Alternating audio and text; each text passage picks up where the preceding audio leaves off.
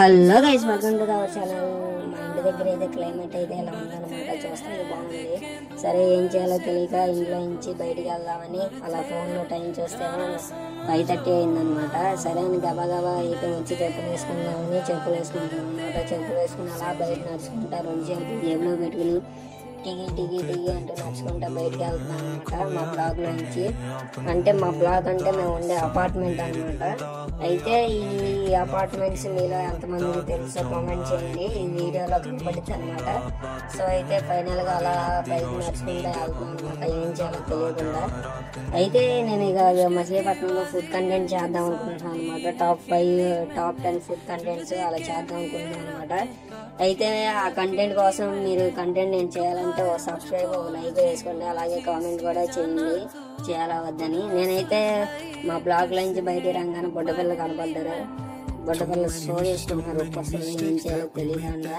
ఈ బ్లాగ్స్ మీకు ఎక్కడైనా చూసినట్టయితే కామెంట్ చేయండి.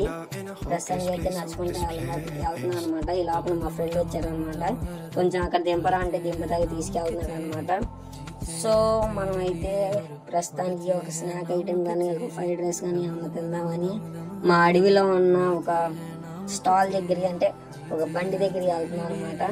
ఎందుకని అడవి అంటున్నానంటే కనీసం మా ఉండే చోట కనీసం ఏం దొరకవు అనమాట. సరిగ్గా అంటే తినే ఐటమ్స్ ఏం దొరకవు అనమాట. అయితే ఈ తినే ఈ అడవిలో అయితే ఒక ఆంటీ గారు పెట్టారనమాట. అడవి అంటే అడవి కాదులే, ఇక్కడ ఉన్న చోట నుంచి దూరం అనమాట. వెళ్ళాలంటే సో ఆంటీ గారి దగ్గర అయితే వాళ్ళు వెనస్డే కాబట్టి ఆంటీ గారి దగ్గర ఫ్రైడ్ రైస్, నూడిల్స్, అలాగే మసాలా, ఇక పునుగులు కూడా ఉన్నాయంట. టిఫిన్ ఉన్నాయంట. సరే ఆంటీ గారు ఎంత చార్జ్ చేస్తున్నారంటే వెజ్ ఫ్రైడ్ రైస్ అయితే 30 రూపీస్ అంట, వెజ్ అయితే 40 రూపీస్ అంట.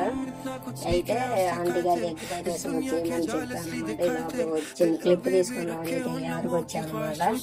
ఆంటీ గారి దగ్గర అయితే ఫుడ్ బాగానే ఉంటుంది. మీరు ఇక్కడ దగ్గరలో ఈ కాలనీలో ఉన్న వాళ్ళు అయితే ట్రై చేయొచ్చు.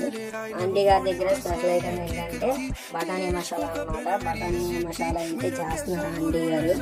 చేస్తున్నారు కదా, బఠానీలు వేసారు, కొత్తిమీర వేసారు, నిమ్మకాయ వేసారు, ఉల్లిపాయలు వేసారు, తర్వాత చిప్స్ వేస్తున్నారు అనమాట.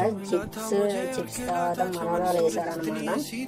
మరవరాలు వేసిన తర్వాత చేతితో నీట్ గా కలిపారు అనమాట. స్మాష్ చేశారనమాట. స్మాష్ చేసి అలా కలిపేసి ఒక పేపర్ తీసుకుని దాంట్లో చుట్టి రోల్ చేసి పెట్టారనమాట.